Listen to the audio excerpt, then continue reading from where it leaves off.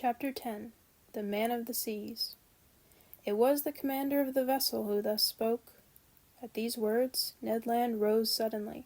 The steward, nearly strangled, tottered out on a sign from his master.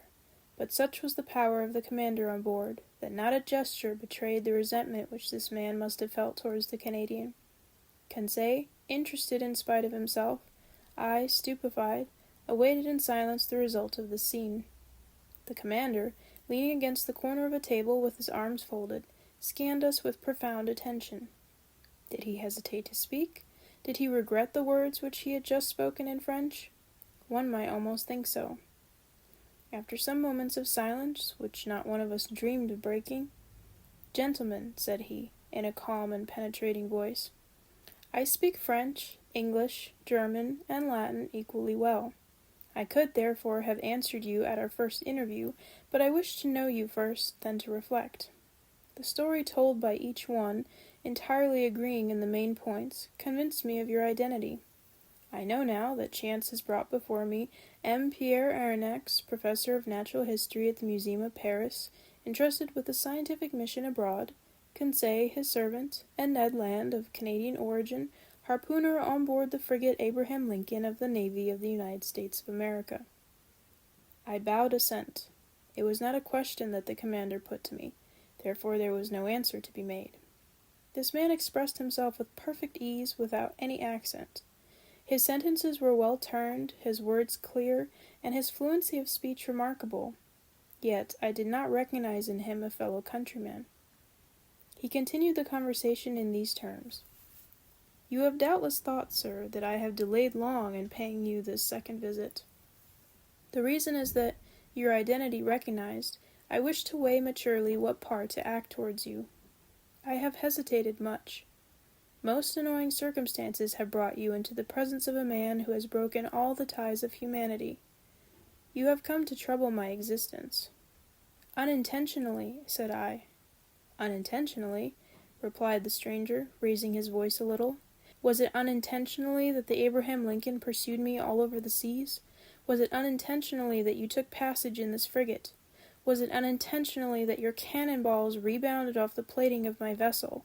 Was it unintentionally that Mr. Ned Land struck me with his harpoon?" I detected a restrained irritation in these words, but to these recriminations I had a very natural answer to make, and I made it.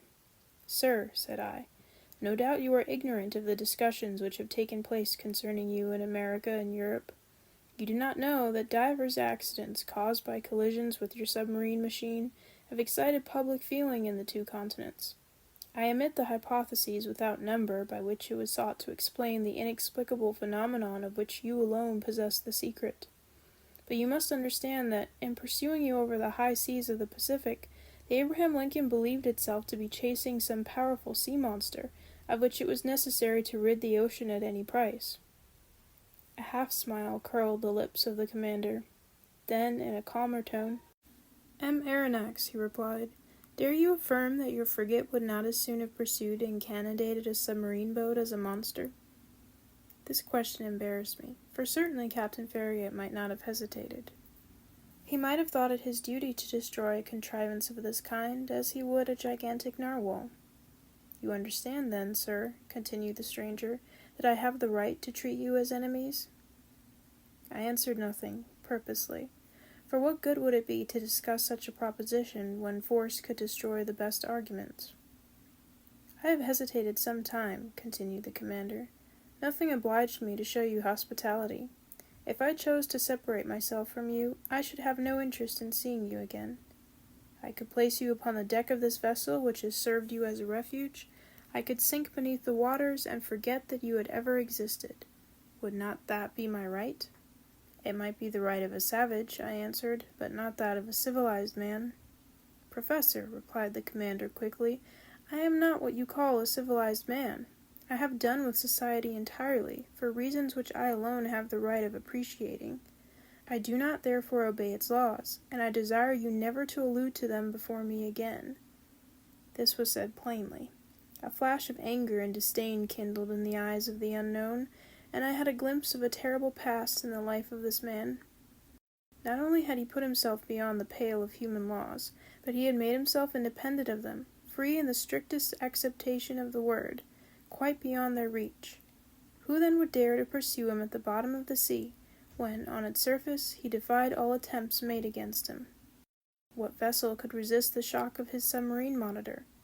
What cuirass, however thick, could withstand the blows of his spur? No man could demand from him an account of his actions. God, if he believed in one, his conscience, if he had one, were the sole judges to whom he was answerable. These reflections crossed my mind rapidly, whilst the stranger personage was silent, absorbed, and as if wrapped up in himself. I regarded him with fear mingled with interest, as doubtless Oedipus regarded the Sphinx. After rather a long silence, the commander resumed the conversation. "I have hesitated," said he, "but I have thought that my interest might be reconciled with that pity to which every human being has a right. You will remain on board my vessel, since fate has cast you there. You will be free, and in exchange for this liberty, I shall only impose one single condition. Your word of honor to submit to it will suffice." "Speak, sir," I answered. "I suppose this condition is one which a man of honor may accept?" "Yes, sir, it is this. It is possible that certain events, unforeseen, may oblige me to consign you to your cabins for some hours or some days, as the case may be. As I desire never to use violence, I expect from you, more than all the others, a passive obedience. In thus acting, I take all the responsibility. I acquit you entirely, for I make it an impossibility for you to see what ought not to be seen. Do you accept this condition?" Then things took place on board which, to say the least, were singular, and which ought not to be seen by people who were not placed beyond the pale of social laws. Amongst the surprises which the future was preparing for me, this might not be the least. "We accept," I answered. "Only I will ask your permission, sir, to address one question to you, one only." "Speak, sir." "You said that we should be free on board." "Entirely." "I ask you, then, what you mean by this liberty?" "Just the liberty to go, to come, to see, to observe even all that passes here, save under rare circumstances. The liberty, in short, which we enjoy ourselves, my companions and I." It was evident that we did not understand one another. "Pardon me, sir," I resumed, "but this liberty is only what every prisoner has of pacing his prison. It cannot suffice us." "It must suffice you, however." "What? We must renounce for ever seeing our country, our friends, our relations again?" "Yes, sir, but to renounce that unendurable worldly yoke which men believe to be liberty is not perhaps so painful as you think." "Well," exclaimed Ned Land, "never will I give my word of honor not to try to escape." "I did not ask you for your word of honor, Master Land," answered the commander, coldly. "Sir," I replied, beginning to get angry in spite of myself, "you abuse your situation towards us. It is cruelty." "No, sir, it is clemency. You are my prisoners of war. I keep you, when I could, by a word, plunge you into the depths of the ocean. You attacked me. You came to surprise a secret which no man in this world must penetrate, the secret of my whole existence. And you think that I am going to send you back to that world which must know me no more? Never. In retaining you, it is not you whom I guard, it is myself."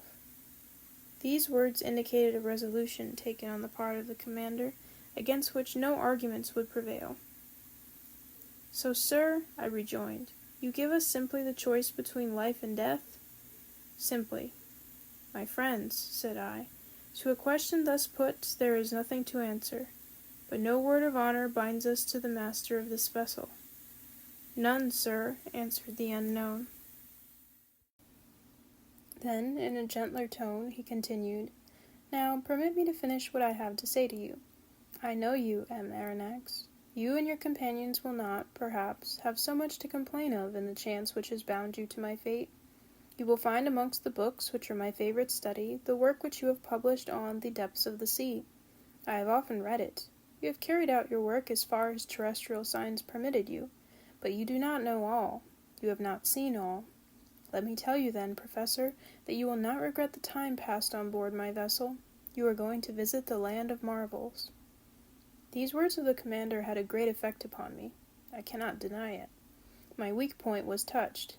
and I forgot, for a moment, that the contemplation of these sublime subjects was not worth the loss of liberty.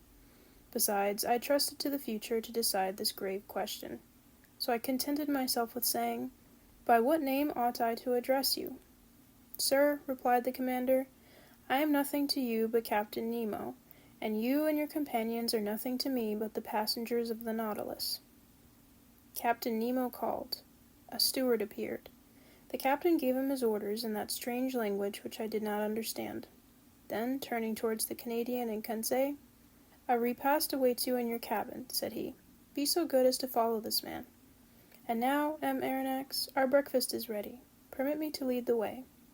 "I am at your service, Captain." I followed Captain Nemo, and as soon as I had passed through the door, I found myself in a kind of passage lighted by electricity, similar to the waist of a ship. After we had proceeded a dozen yards, a second door opened before me. I then entered a dining room, decorated and furnished in severe taste.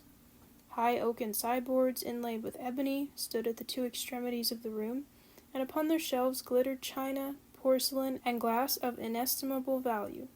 The plate on the table sparkled in the rays which the luminous ceiling shed around, while the light was tempered and softened by exquisite paintings. In the center of the room was a table richly laid out. Captain Nemo indicated the place I was to occupy. The breakfast consisted of a certain number of dishes, the contents of which were furnished by the sea alone, and I was ignorant of the nature and mode of preparation of some of them. I acknowledged that they were good, but they had a peculiar flavor, which I easily became accustomed to. These different aliments appeared to me to be rich in phosphorus, and I thought they must have a marine origin. Captain Nemo looked at me. I asked him no questions, but he guessed my thoughts, and answered of his own accord the questions which I was burning to address to him. "The greater part of these dishes are unknown to you," he said to me. "However, you may partake of them without fear. They are wholesome and nourishing. For a long time I have renounced the food of the earth, and am never ill now. My crew, who are healthy, are fed on the same food." "So," said I, "all these eatables are the produce of the sea?" "Yes, Professor, the sea supplies all my wants. Sometimes I cast my nets in tow, and I draw them in ready to break. Sometimes I hunt in the midst of this element, which appears to be inaccessible to man, and quarry the game which dwells in my submarine forests. My flocks, like those of Neptune's old shepherds, graze fearlessly in the immense prairies of the ocean. I have a vast property there, which I cultivate myself, and which is always sown by the hand of the Creator of all things. I can understand perfectly, sir, that your nets furnish excellent fish for your table. I can understand also that you hunt aquatic game in your submarine forests, but I cannot understand at all how a particle of meat, no matter how small, can figure in your bill of fare. This, which you believe to be meat, Professor, is nothing else than fillet of turtle. Here are also some dolphin's livers, which you take to be rag out of pork. My cook is a clever fellow, who excels in dressing these various products of the ocean. Taste all these dishes. Here is a preserve of holothuria, which a Malay would declare to be unrivaled in the world. Here is a cream, of which the milk has been furnished by the cetacea, and the sugar by the great fucus of the North Sea. And lastly, permit me to offer you some preserve of anemones, which is equal to that of the most delicious fruits." I tasted, more from curiosity than as a connoisseur, whilst Captain Nemo enchanted me with his extraordinary stories. "You like the sea, Captain?" "Yes, I love it. The sea is everything. It covers 7/10 of the terrestrial globe. Its breath is pure and healthy. It is an immense desert, where man is never lonely, for he feels life stirring on all sides. The sea is only the embodiment of a supernatural and wonderful existence. It is nothing but love and emotion. It is the living infinite, as one of your poets has said. In fact, Professor, nature manifests herself in it by her 3 kingdoms, mineral, vegetable, and animal. The sea is the vast reservoir of nature. The globe began with sea, so to speak, and who knows if it will not end with it. In it is supreme tranquility. The sea does not belong to despots. Upon its surface men can still exercise unjust laws, fight, tear one another to pieces, and be carried away with terrestrial horrors. But at 30 feet below its level, their reign ceases, their influence is quenched, and their power disappears. Ah, sir, live in the bosom of the waters. They are only as independents. There I recognize no masters. There I am free. Captain Nemo suddenly became silent in the midst of this enthusiasm, by which he was quite carried away. For a few moments he paced up and down, much agitated. Then he became more calm, regained his accustomed coldness of expression, and turning towards me, "Now, Professor," said he, "if you wish to go over the Nautilus, I am at your service." Captain Nemo rose. I followed him. A double door, contrived at the back of the dining room, opened, and I entered a room equal in dimensions to that which I had just quitted. It was a library. High pieces of furniture, of black-violet ebony inlaid with brass, supported upon their wide shelves a great number of books uniformly bound. They followed the shape of the room, terminating at the lower part in huge divans, covered with brown leather, which were curved to afford the greatest comfort. Light movable desks, made to slide in and out at will, allowed one to rest one's book while reading. In the center stood an immense table, covered with pamphlets, amongst which were some newspapers, already of old date. The electric light flooded everything. It was shed from 4 unpolished globes half sunk in the volutes of the ceiling. I looked with real admiration of this room, so ingeniously fitted up, and I could scarcely believe my eyes. "Captain Nemo," said I to my host, who had just thrown himself on one of the divans, "this is a library which would do honor to more than one of the continental palaces, and I am absolutely astounded when I consider that it can follow you to the bottom of the seas." "Where could one find greater solitude or silence, Professor?" replied Captain Nemo. "Did your study in the museum afford you such perfect quiet?" "No, sir, and I must confess that it is a very poor one after yours. You must have 6,000 or 7,000 volumes here." 12,000, M. Aronnax. "These are the only ties which bind me to the earth." But I had done with the world on the day when my Nautilus plunged for the first time beneath the waters. That day I bought my last volumes, my last pamphlets, my last papers, and from that time I wish to think that men no longer think or write. These books, Professor, are at your service besides, and you can make use of them freely. I thanked Captain Nemo and went up to the shelves of the library. Works on science, morals, and literature abounded in every language, but I did not see one single work on political economy. That subject appeared to be strictly proscribed. Strange to say, all these books were irregularly arranged in whatever language they were written, and this medley proved that the captain of the Nautilus must have read indiscriminately the books which he took up by chance. "Sir," said I to the captain, "I thank you for having placed this library at my disposal. It contains treasures of science, and I shall profit by them." "This room is not only a library," said Captain Nemo, "it is also a smoking room." "A smoking room?" I cried. "Then one may smoke on board?" "Certainly." "Then, sir, I am forced to believe that you have kept up a communication with Havana." "Not any," answered the captain, "except this cigar, M. Aronnax, and though it does not come from Havana, you will be pleased with it, if you are a connoisseur." I took the cigar which was offered me. Its shape recalled the London ones, but it seemed to be made of leaves of gold. I lighted it at a little brazier, which was supported upon an elegant bronze stem, and drew the first whiffs with the delight of a lover of smoking who has not smoked for 2 days. "It is excellent, but it is not tobacco." "No," answered the captain, "this tobacco comes neither from Havana nor from the East. It is a kind of seaweed, rich in nicotine, with which the sea provides me, but somewhat sparingly." At that moment Captain Nemo opened a door which stood opposite to that by which I had entered the library, and I passed into an immense drawing-room splendidly lighted. It was a vast 4-sided room, 30 feet long, 18 wide, and 15 high. A luminous ceiling, decorated with light arabesques, shed a soft clear light over all the marvels accumulated in this museum. For it was, in fact, a museum, in which an intelligent and prodigal hand had gathered all the treasures of nature and art, with the artistic confusion which distinguishes a painter's studio. 30 first-rate pictures, uniformly framed, separated by bright drapery, ornamented the walls, which were hung with tapestry of severe design. I saw works of great value, the greater part of which I had admired in the special collections of Europe, and in the exhibitions of paintings.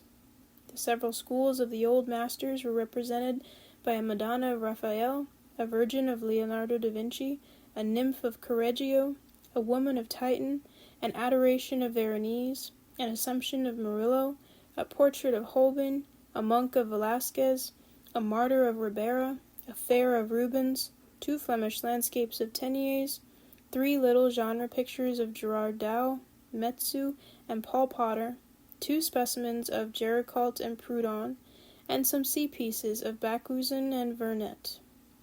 Amongst the works of modern painters were pictures with the signatures of Delacroix, Ingres, Decamps, Troyon, Messonnier, Daubigny, etc., and some admirable statues in marble and bronze, after the finest antique models, stood upon pedestals in the corners of this magnificent museum.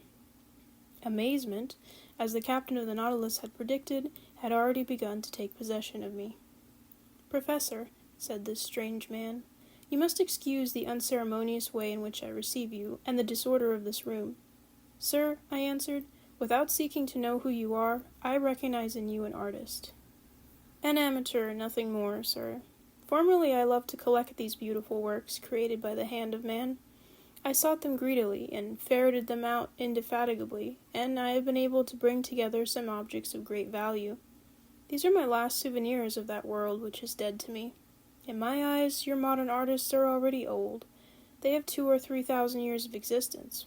I confound them in my own mind. Masters have no age." "And these musicians?"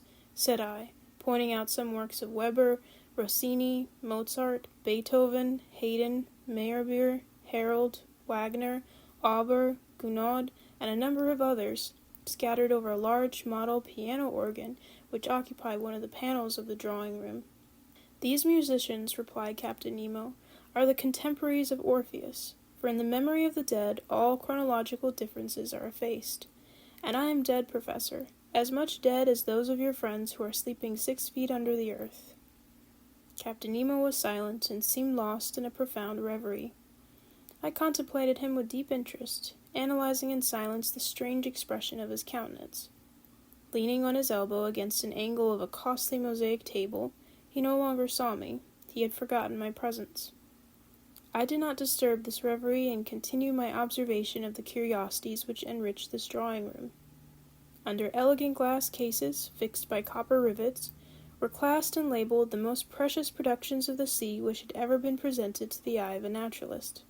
My delight as a professor may be conceived.